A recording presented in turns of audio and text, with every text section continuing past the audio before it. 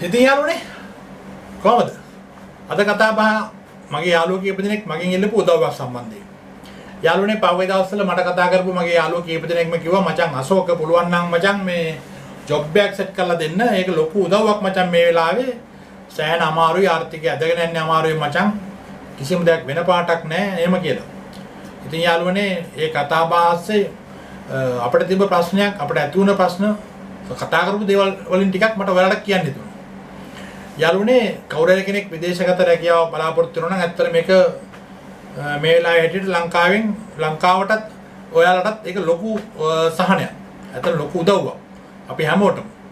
ඉතින් යාළුවනේ විදේශ රැකියාවකදී ඔයාලට තියෙන පහසුකම තමයි ඔයාලට ලංකාවට වඩා ලොකු මුදලක් වැඩි මුදලක් අපිට අපේ මාසික පඩිය වශයෙන් ලැබෙනකොට අපිට අපේ දුවදරුවන්ට දෙමාපියන්ට සලකන ගමන් අපේ අනාගත සැලසුම් වෙනුවෙන් යමක් ඉදිරි කරගන්න පුළුවන්. ඒ කියන්නේ රට විදේශගත වෙන්නේ කවුරු හරි ඒ වගේ අරමුණකටනේ.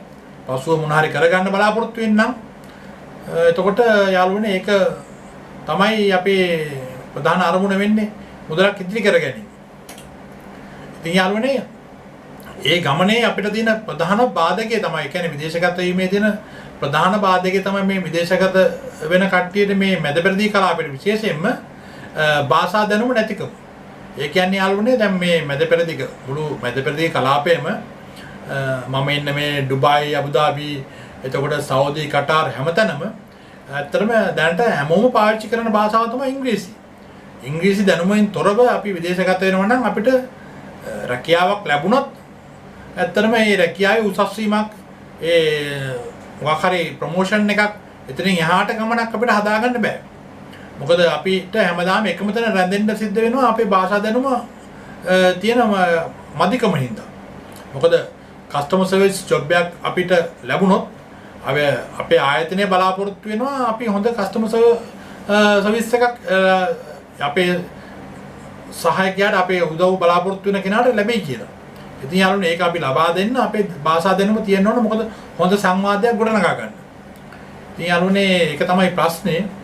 ඉතින් ඕක අපිටත් තියෙන ප්‍රශ්නයක් හැමෝටම තියෙන ප්‍රශ්නයක්. මම ඔයාලට කියන්නේ විදේශගත වෙන්න බලාපොරොත්තු වෙනවා නම් යාළුවනේ හොඳට ඉංග්‍රීසි දැනුම හදාගන්න. ඒ දැනුම හරි වැදගත්. මේ රටකදී ඔයාගේ ගමන සහ ඔයාගේ රස්සාවේ ඉදිරි පියවරවල් තබන්න එතකොට ඔයාට ලොකු පිටුවහලක් වෙනවා ඒක. ඉතින් යාළුවනේ හොඳ දැනුමක් ලබාගෙන රැකියාවේ නිපුණත්වය හදාගෙන භාෂා දැනුම විශේෂයෙන්ම වර්ධනය කරගෙන විදේශගත වෙන්න කියලා මම ඔයාලගෙන් ඉල්ලා හිටිනවා.